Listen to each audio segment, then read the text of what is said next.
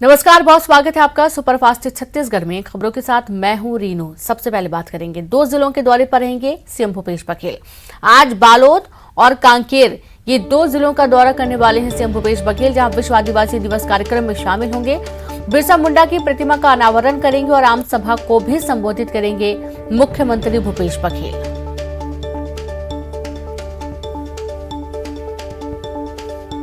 तो आज 2 जिलों का दौरा होगा और इस दौरान बिरसा मुंडा की प्रतिमा का अनावरण करेंगे सीएम। आम जनता को भी, आम सभा को भी संबोधित करेंगे मुख्यमंत्री। बालोद और कांकेर, ये 2 जिलों का दौरा आज सीएम करने वाले हैं।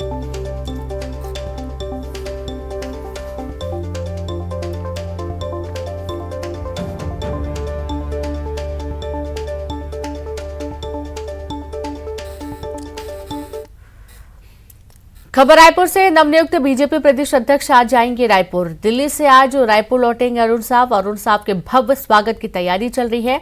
एयरपोर्ट से ढोल नगाड़े के साथ लाए जाएंगे प्रदेश दफ्तर। कुशाभाऊ ठाकरे परिसर में करेंगे पदभार ग्रहण।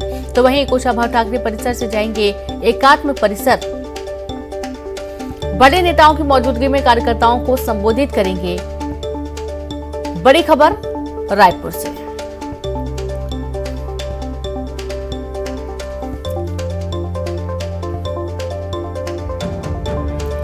तो दिल्ली से आज अरुण साव रायपुर लौटेंगे। अरुण साव के भव्य स्वागत की तैयारी चल रही है। एयरपोर्ट से ढोल नगाड़े के साथ प्रदेश दफ्तर लाए जाएंगे। तो कुशाभाऊ ठाकरे परिसर में पदभार ग्रहण करेंगे और इसके बाद एकात्म परिसर जाएंगे, जहां बड़े नेताओं की मौजूदगी में कार्यकर्ताओं को संबोधित करेंगे अरुण साव। और ज्यादा जानकारी के साथ संवाददाता देवव्रत भगत लाइव जुड़ गए। देवव्रत, देखा जा रहा है कि नवनियुक्त जो हैं अरुण साव आज दिल्ली से रायपुर लौटने वाले हैं और आज पदभार ग्रहण करने वाले हैं।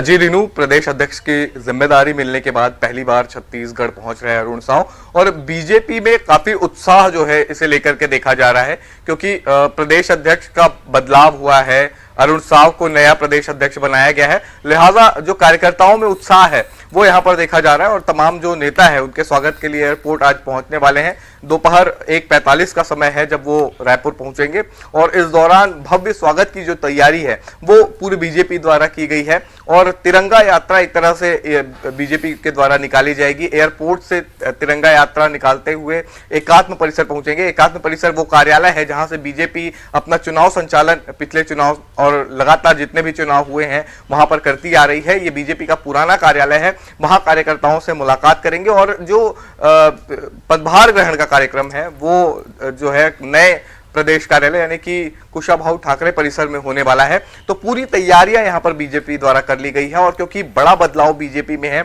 और जिस तरह से पहले से ही बदलाव की सुगबुगाहट है वो दिखाई दे रही थी और अब जो केंद्रीय नेतृत्व में जब बदलाव किया है, अरुण साव को प्रदेश अध्यक्ष बनाया है, तो निश्चित रूप से कार्यकर्ता भी इस उम्मीद में है कि पार्टी के भीतर भी कई तरह की बदलाव आने वाले दिनों में देखने को मिलेंगे।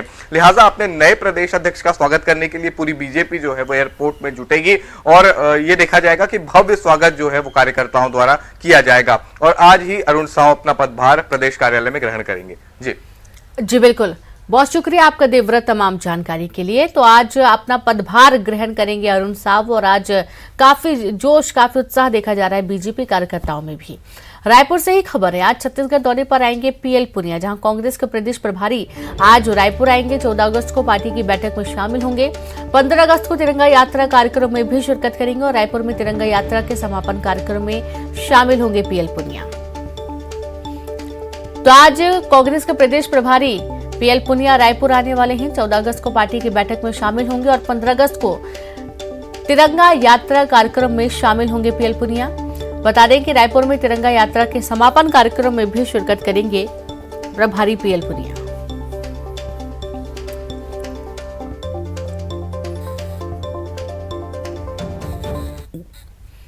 और खबर रायपुर से, कर्मचारियों के ट्रांसफर पर बड़ा फैसला लिया गया है। जी हां, सीएम भूपेश बघेल सरकार का बड़ा फैसला। ट्रांसफर पर 2 साल से लगे बैन हटाने का फैसला लिया गया। ट्रांसफर के लिए नियमों और शर्तों के साथ आदेश जारी। तो वहीं इससे पहले कैबिनेट की अनुशंसा पर मंत्रिमंडलीय उप समिति ने मुख्यमंत्री भूपेश बघेल को रिपोर्ट सौंपी थी, जिस पर मुख्यमंत्री ने किया उसका अनुमोदन। ट्रांसफर पर बैन हटाने के सरकार के फैसले पर कर्मचारी नेता कमल वर्मा ने खुशी जताई है।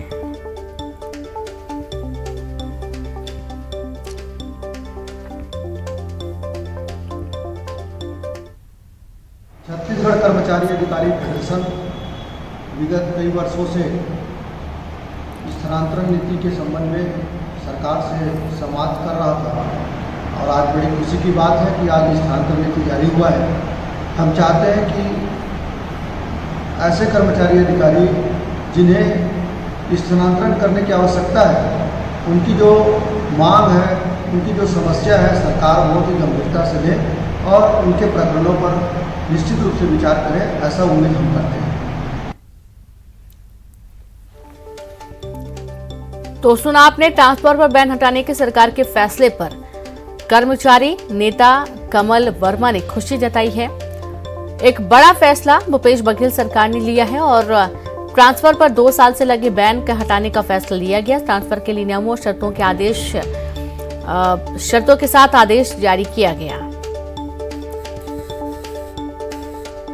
और सीधे रुक करेंगे एक बार फिर से संवाददाता देवव्रत भगत लाइव जुड़े हुए हैं। देवव्रत, आप एक बड़ा फैसला लिया गया है, 2 साल से जो बैन लगा हुआ था ट्रांसफर को लेकर, और इसके चलते काफी खुशी भी देखी जा रही है कर्मचारियों में।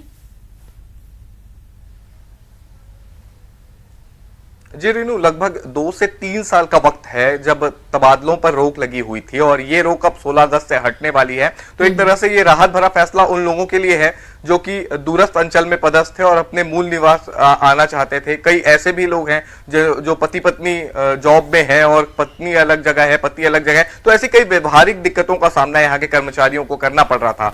लिहाजा म्यूचुअल अंडरस्टैंडिंग से तो ट्रांसफर हो ही रहे हैं, साथ ही साथ जो तबादला नीति को मंजूरी दी गई है उसमें कई सारी शर्तें रखी गई है कि 2 हफ्ते के भीतर जो है ज्वाइनिंग देनी होगी। इसके अलावा जो जिले के जो ट्रांसफर्स हैं वो तो 16 अगस्त तक खुल जाएंगे। इसके अलावा जो प्रदेश स्तरीय ट्रांसफर्स होंगे वो 10 सितंबर से लेकर के 30 सितंबर तक के चलेंगे। तो कुल मिलाकर के कर्मचारियों के लिए एक तरह से राहत की खबर है, क्योंकि पिछले कई सालों से ऐसे कर्मचारी जो कि कहीं दूसरी जगह अपना ट्रांसफर कराना चाह रहे थे वो रोक की वजह से नहीं करा पा रहे थे, और अब विशेष परिस्थितियां जब बन रही हैं और सारे चीजों का जो है देखा जाएगा कि आखिर वो कौन कौन से मापदंड तय किए गए हैं कि इस पर तबादला जो है उसको मंजूरी मिले, तो उसके आधार पर ही ये पूरे फैसले लिए जाएंगे। तो फिलहाल कर्मचारियों के लिए एक तरह से राहत है जो तबादले के लिए अब तक का इंतजार कर रहे थे। 16 तारीख से ये ट्रांसफर शुरू होंगे और लगभग 30 सितंबर तक चलेंगे, और इसमें कई सारे नियम और शर्तें रखी गई है और उन नियम और शर्तों के आधार पर ही कर्मचारियों को ज्वाइनिंग मिलेगी। और ये भी एक तरह से शर्त में कहा गया है कि अगर ट्रांसफर होने के 2 हफ्ते के भीतर अगर ज्वाइनिंग नहीं होता है तो फिर वो ट्रांसफर रद्द भी हो सकता है। जी बिल्कुल, बहुत शुक्रिया आपका देवव्रत जानकारी के लिए। तो इस तरीके से काफी खुशी भी है, कुछ नियम शर्तें भी इसमें लागू की गई हैं। छत्तीसगढ़ में एक बार फिर सरकारी कर्मचारी हड़ताल पर जाने की तैयारी में हैं। राज्य के कर्मचारी अधिकारी फेडरेशन ने 22 अगस्त से बेमियादी हड़ताल का ऐलान किया है। कर्मचारियों के इस आंदोलन में प्रदेश भर के तहसीलदार भी शामिल होने वाले हैं। महंगाई भत्ता और हाउस रेंट अलाउंस बढ़ाने की मांग को लेकर लंबे वक्त से चली आ रही खींचतान दूर करने के लिए सरकार भी एक्टिव हो गई है। हालांकि अब तक इसका समाधान निकलता हुआ नजर नहीं आ रहा है।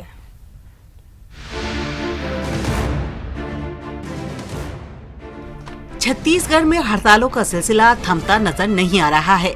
अब एक बार फिर सरकारी कर्मचारियों ने आंदोलन की मशाल थाम ली है। महंगाई भत्ता और हाउस रेंट अलाउंस बढ़ाने की मांग को लेकर राज्य का अधिकारी कर्मचारी फेडरेशन हड़ताल पर जाने की तैयारी में है। सरकार के पास कर्मचारियों की हड़ताल रोकने के लिए 22 अगस्त तक का वक्त बचा है, क्योंकि 22 अगस्त से हड़ताल शुरू हो जाएगी।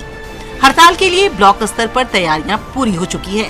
फेडरेशन की मांग है कि कर्मचारियों का महंगाई भत्ता और HRA 34% किया जाए। सर, कर्मचारियों को क्या 15 तारीख को सौगात दे सकते हैं?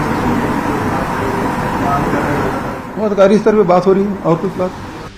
उधर सरकार पूरी कोशिश में है कि प्रस्तावित हड़ताल को रोका जाए। सीएम के निर्देश पर आला अधिकारियों के साथ कर्मचारी फेडरेशन की मीटिंग भी हो चुकी है। अब देखना है कि कर्मचारियों की मांग पर सरकार का क्या रुख रहता है। उधर बीजेपी कर्मचारियों के मुद्दे को लेकर लगातार सरकार पर हमलावर है। विद्या मितान हो, अतिथि शिक्षक हो, आंगनबाड़ी कि बहनें हों, कार्यकर्ता हो, सहायिका हो, वितानीन बहनें हों, जो रोजगार सहायक हैं, आवास मित्र हैं, सबको ठगने का काम कांग्रेस कर रही है। कर्मचारियों पर सियासत जोर पकड़ रही है। कांग्रेस ने भी बीजेपी पर पलटवार किया है। कांग्रेस का कहना है कि बीजेपी को बोलने का नैतिक अधिकार नहीं, क्योंकि बीजेपी शासनकाल में कर्मचारियों पर जुल्म ढाए गए। देखिए, भारतीय जनता पार्टी को कर्मचारियों के बारे में बोलने का कोई नैतिक अधिकार नहीं है। जिनके शासनकाल में 15 साल में छत्तीसगढ़ के युवाओं को उनके हितों को दरकिनार करके आउटसोर्सिंग के माध्यम से भर्ती की जाती है। फेडरेशन के मुताबिक 16 से 18 अगस्त तक सभी सरकारी दफ्तरों में हड़ताल की सूचना दे दी जाएगी और अगर सरकार से मांगों पर सहमति नहीं बनी तो 22 अगस्त से बेमियादी हड़ताल शुरू हो जाएगा। जाहिर है अब वक्त कम है और अगर सरकार और कर्मचारियों में समझौता नहीं हो सका तो हड़ताल से न सिर्फ सरकारी कामकाज प्रभावित होंगे बल्कि आम जनता की मुश्किलें बढ़ जाएंगी। Bureau report, news 18 Raipur. Chhattisgarh corona update आपको दे दें, जहां 24 घंटे में कोरोना के मामले एक बार फिर से बढ़ते हुए नजर आए। 277 नए मामले सामने आए हैं। 24 घंटे में 448 मरीजों ने कोरोना को मात दी, ठीक होकर अपने घर पहुंचे और 24 घंटे में कोरोना से 2 मरीजों की मौत भी हुई है। धमतरी में 34, राजनांदगांव में 27, दुर्ग में 25, कांकेर में 22 और रायपुर में 19 नए मामले सामने आए हैं।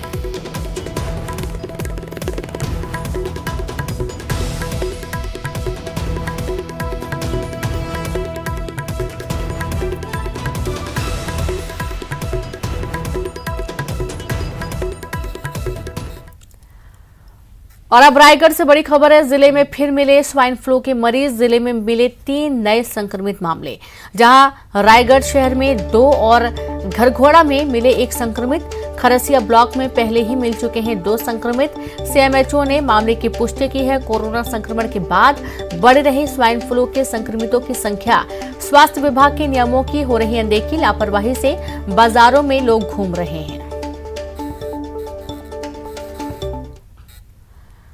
खबर दंतेवाड़ा से है, जहां नक्सलियों के मंसूबों पर फिरा पानी। 15 अगस्त से पहले नक्सलियों की मंशा नाकाम हुई।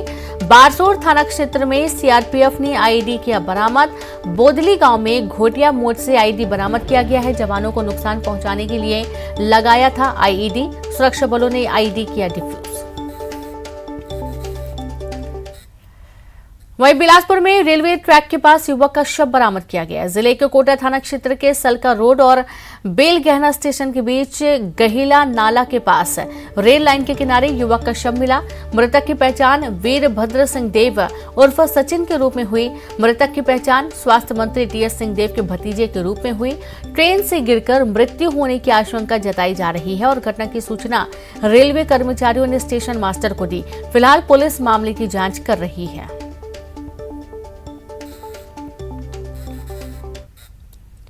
धमतरी के कोकरेल में बच्चे स्कूल के जर्जर भवन में पढ़ रहे हैं। स्कूल में छात्रों के लिए कोई इंतजाम नहीं।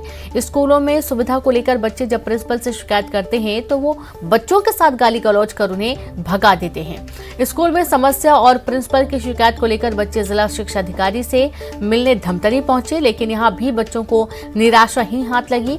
जिला शिक्षा अधिकारी ने बच्चों को फटकार लगाते हुए कहा कि तुम लोगों को यहाँ नहीं आना चाहिए, यह अनुशासनहीनता है। अब बच्चों को सस्पेंड कर दूंगा। बच्चे निराश होकर वापस लौट गए।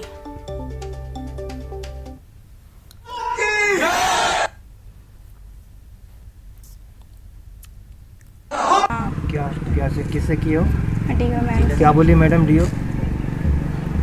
बात को दबा रही थी। हाँ।